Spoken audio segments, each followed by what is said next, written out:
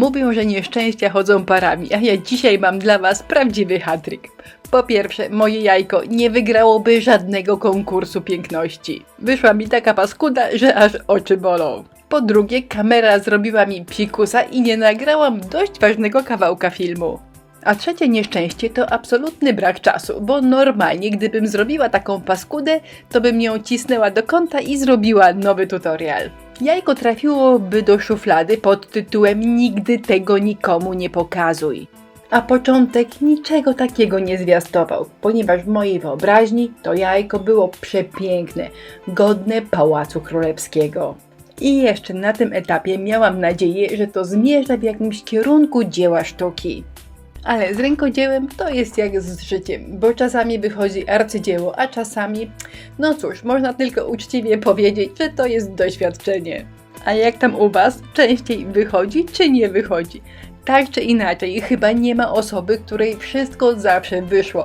Także witajcie w klubie! Moje pałacowe jajo ma taką super moc. Jeżeli coś Wam w tą Wielkanoc nie wyszło, jeżeli zrobiłyście jakiś pasztet, to pokażcie, a wtedy ja wyciągnę moje jajo i powiem, a mnie bardziej nie wyszło. Mimo że wszystkie elementy składowe wydają się ok. Jajko, na którym zrobiłam pastą fajną strukturkę, ładne wyciski, które powinny do tego świetnie pasować oraz złote przetarcia, które miały dodać takiego salonowego, pałacowego vibe'u. Powiem Wam, że nawet patrzyłam na tą brzydulę i zastanawiałam się, co tutaj poszło nie tak. Bo przecież każda rzecz osobna nie jest zła. To nie są jakieś nietrafione pomysły, to nie jest nic rewolucyjnego, ale połączone w kupie, oczy krwawią, patrzenie jest bolesne. No zobaczcie, ta strukturka zrobiona primerem całkiem fajnie i ciekawie wygląda. O, tutaj właśnie dochodzimy do momentu, gdzie kamera powiedziała: mam dość. Tutaj Wam pokazuję gazę, którą powinnam za chwilę przykleić. I właśnie w tym momencie moja ulubiona kamera postanowiła sobie zrobić przerwę w pracy. A że gazę przyklejałam, to nie musicie wierzyć na słowo. Przed chwilą nie było, a teraz gaza jest. Potem schła jakieś 10 godzin i przemalowałam ją na biało. Na tym etapie były dwa pomysły. Jeden taki, który zrealizowałam, a drugi był taki, żeby cały dół jajka, wszystko co jest pokryte gazą i wyciskami, przemalować na złoto. A jak ten dół jajka będzie taki złoty i bogaty, to zrobić na tym jaśniutkie przecierki.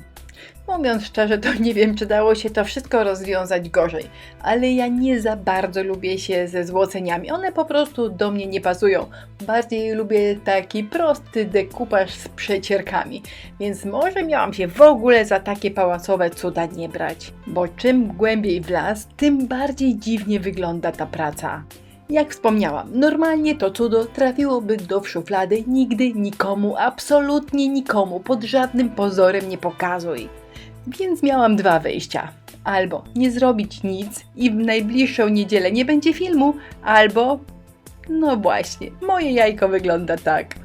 Jeżeli macie ochotę podzielić się swoim pasztetem, to zapraszam na naszą grupę na Facebooku. Nazywa się Inspirello i Przyjaciele. Piszcie mój najlepszy pasztet i pokazujcie, co Wam nie wyszło. Pozdrawiam, do zobaczenia.